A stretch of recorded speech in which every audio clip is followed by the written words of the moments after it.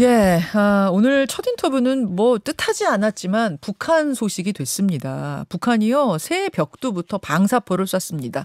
2022년 마지막 날엔 3발, 새해 첫날인 어제는 1발 발사했고요.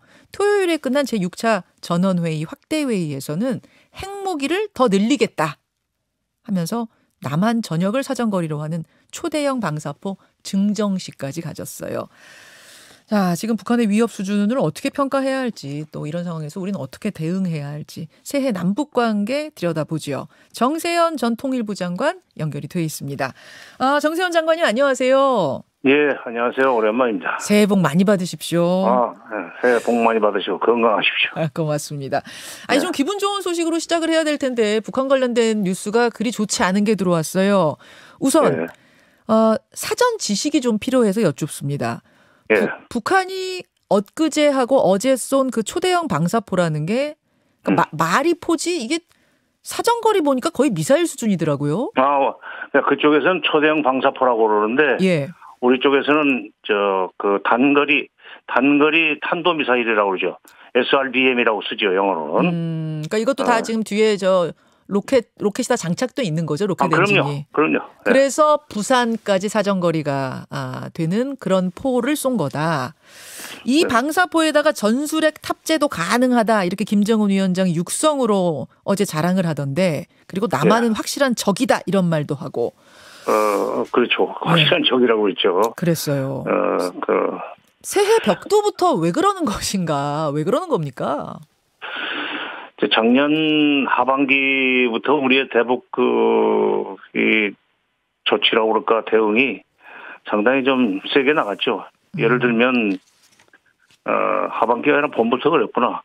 새 정부 출범하면서부터 이제 한미연합훈련이 되살아났고, 예.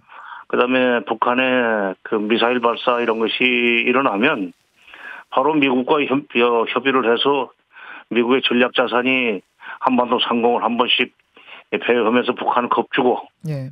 또 가을에 연합훈련은 또 세게 했고, 이런 거에 연장선상에서 북한의 반응이 이렇게 나올 수밖에 없는 것은 이미 예견됐던 바입니다.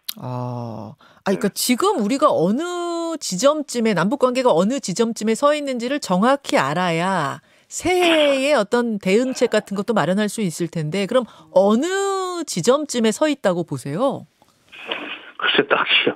지금 이거 비유를 하자면은 앞으로 남북 관계는 가는 방맹이 오는 홍두깨식으로 발전할 거예요. 아닌 밤중에 홍두깨? 아니, 가는 방맹이 오는 홍두깨란 말이죠. 가는 방망이 오는 홍두깨. 방맹이로 때리면은 홍두깨로 저쪽에서 반격해 온다는 속담이 있는데, 북한은 지금 악에 받쳤어요, 쉽게 얘기해서. 국내적으로도 지금 되는 게 없습니다. 그래요. 국내적으로 경제 어렵고, 이번에 전원회의 보고를 보면은 경제 관련해가지고는 뭐 말하자면 자랑스러운 그 업적을 과시를 못했어요. 그동안에 1년 동안에 이런 성과를 거뒀다라고 그전 같으면 허풍이라도 떨어질 텐데 그거 없고 무슨 살림집을 10,000채를 건설했느니 뭐 50,000채를 건설했느니 집 짓는 게 무슨 국가적 대사입니까? 그다음에 식량난은 뭐 이건 뭐 불을 보듯 뻔한 거고 민심은 좀 흉흉한 것 같아요. 그래요. 예를 들면 재작년 말에 20년 말입니다만은 반동사상문화 배격법이라는 걸 만들어 가지고 남쪽의 동영상을 가지고 들어와서 유포한 자, 동영상이라는 게 뭐 시도되지만 요즘은 USB도 이제 통용이 되니까 그 사형입니다. 사형이에요? 예. 남한 드라마 보면 사형이에요? 드라마 보면 사형이에요. 보면은 뭐 7년형, 2년형 이런 건 뭐 형이 달라지는데 유포한 자는 사형입니다. 와, 굉장히 세네요. 근데 이게 뭐냐? 내부 민심이 지금 흔들리고 있다는 얘기 아닙니까? 동요하고 있다. 예를 들면 미사일 얘기하다가 밑바탕 얘기하다 보니까 길어지는데 그쪽에서 남쪽 요구가 많이 통용이 되고 있어요. 예를 들면 남자친구한테는 오빠라고 부른다든가.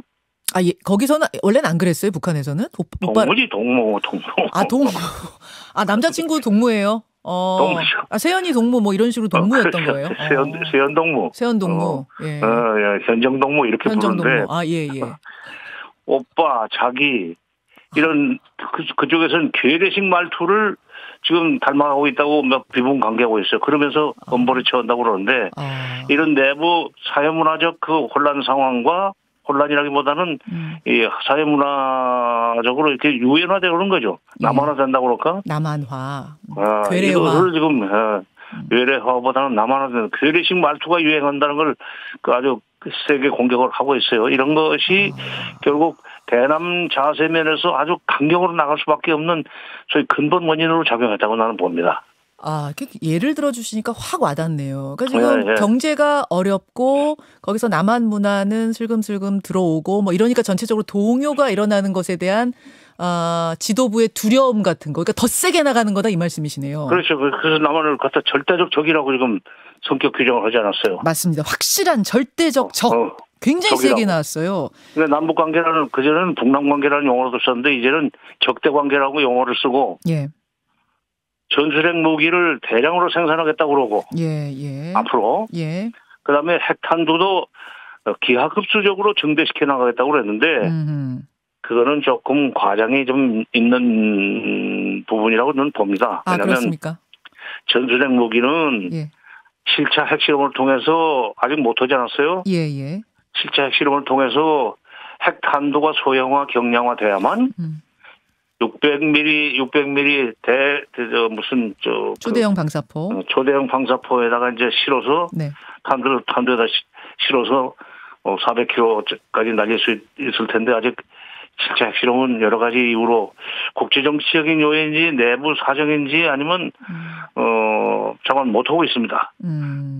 작년 5월부터 하리라고 예상을 했었는데 그게 자꾸 늦어지고 있는데 그래서 전술핵 무기를 대량 생산한다는 것도 실제 핵실험이 성공해서 소형화, 경량화된 핵탄두가 개발됐다면은 그때는 실질적인 그 위협이 될 수 있지만 아직은 소위 그 청사진 차원이고 그다음에 핵탄두의 기하급수적 증대라는 것도 물론 북한에는 우라늄이 세계 최대 매장량이 있습니다.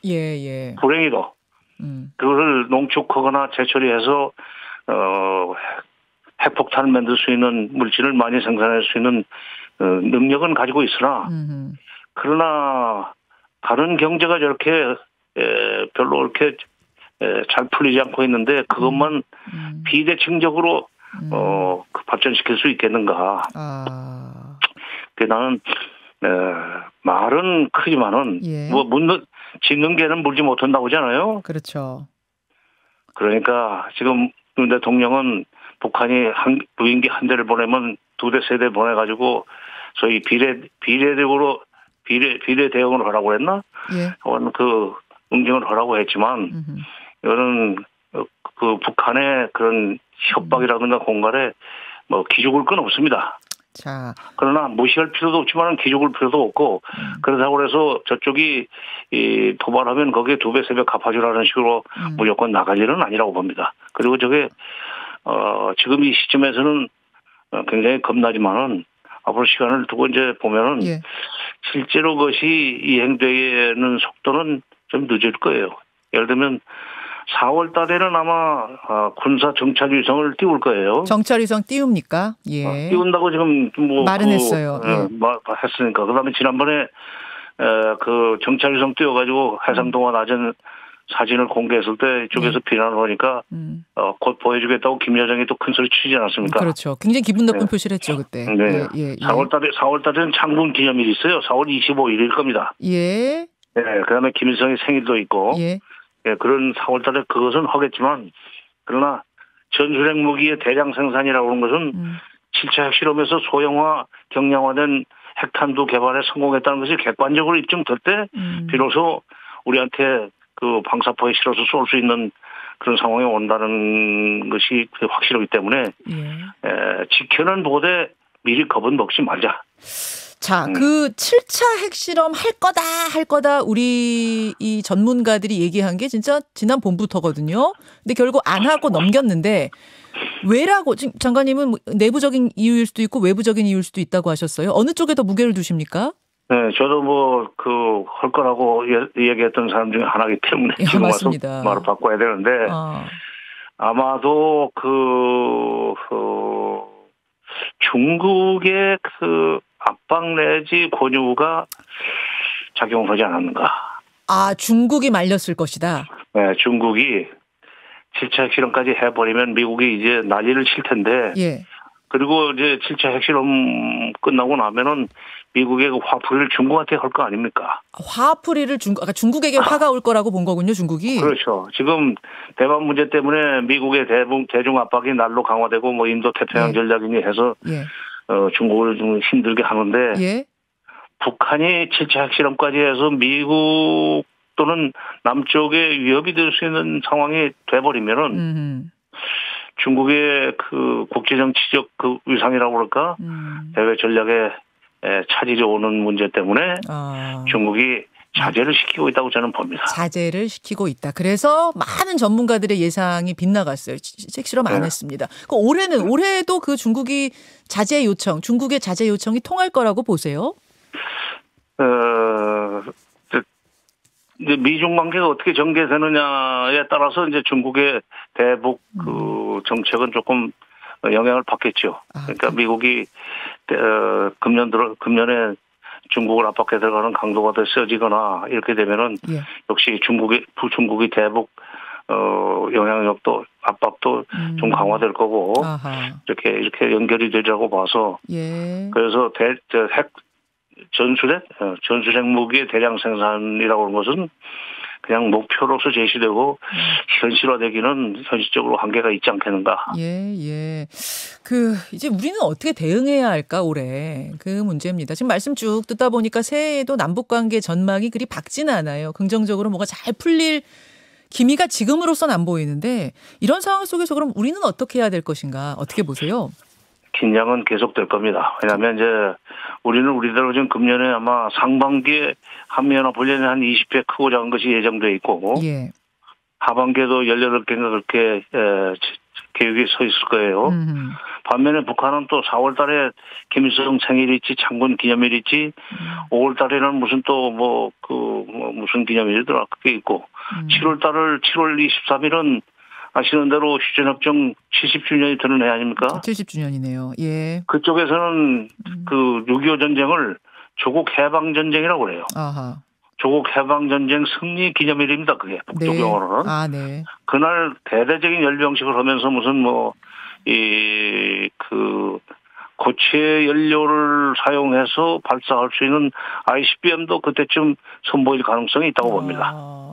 그러나 그걸 바로 쓸지 안 쓸지는 그거는 국제 정세가 어떻게 전개되느냐에 따라서 영향을 받을 문제이기 때문에 좀 관리를 하면 되는데 그러니까 요약하자면 북한이 이런 식으로 세게 나왔다고 해서 우리도 발끈해가지고 그냥 때려 죽여버리겠다 밟아 죽이겠다 하는 식으로 나가다가 보면은 가는 병명이 오는 홍두깨식으로 해서 계속 결국 국지전 상황까지도 올 수 있다는 것을 염두에 두고 유연하게 좀 관리를 했으면 좋겠어요. 자, 여기서 잠시 제가 좀 질문을 드릴게요.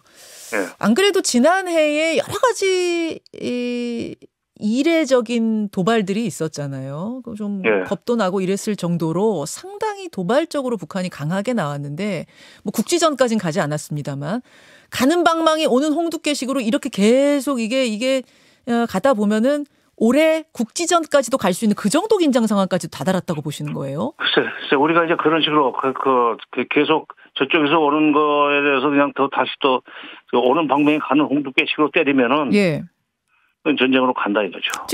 지금 윤석열 대통령은 압도적인 전쟁 준비, 우월한 전쟁 준비 해라 이렇게 명령을 내렸거든요. 그러니까 가는 방향이 오는 홍두깨가 아니라 또 윤석열 대통령은 오는 방향이 가는 홍두깨식으로 대응하라 이렇게 지시를 했는데 대통령은 그렇게까지 얘기할 필요가 없는데 그게 합참의장이나 무슨 국방부 장관 정도가 그런 식으로 하겠다고 국회 답변 정도로 하는 것이 좋은데 대통령이 그렇게까지 얘기하면 퇴로가 없습니다. 퇴로가 없다고요?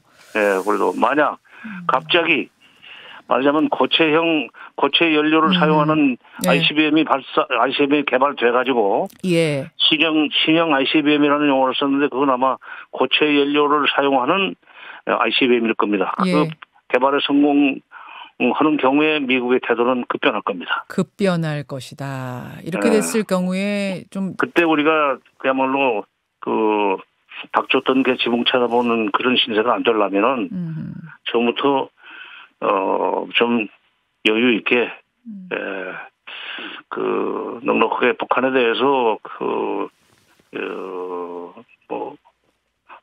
어떤 대화의 대응은 하되 예. 그렇다고 뭐 대화하자는 얘기를 지금 꺼낼 수는 없는 거고 예. 대응은 하되 적절하게 북한이 더 이상 더 과격하게 나오지 않도록 관리를 하는 그러려면은 예. 지금 참모들의 얘기도 지금 있는 참모들의 얘기만 들어서는 안 될 겁니다. 다양한 이야기를 좀 들으면서 길을 찾아야 하지 않겠는가 그렇죠, 정리를 그렇죠. 하겠습니다. 올해 남북관계 그리 밝지는 않아 보이네요. 정세현 장관님 오늘 도움 말씀 대단히 고맙습니다. 예. 김현정의 뉴스쇼는 시청자 여러분의 참여를 기다립니다. 구독과 좋아요, 댓글 잊지 않으셨죠?